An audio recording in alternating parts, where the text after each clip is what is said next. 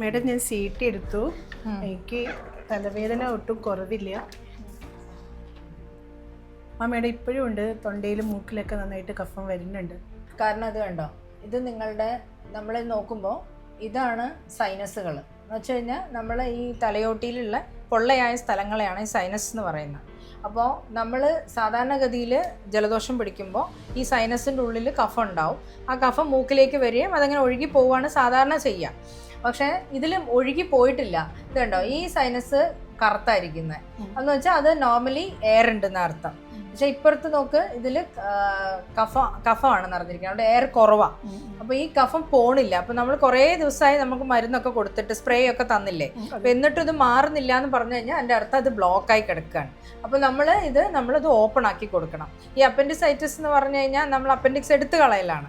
Sinusitis എന്ന് പറഞ്ഞിട്ട് എടുത്ത് കളയലല്ല അതിൻ്റെ സർജറി.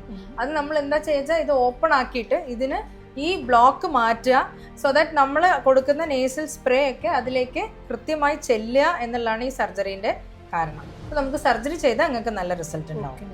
ഓക്കെ.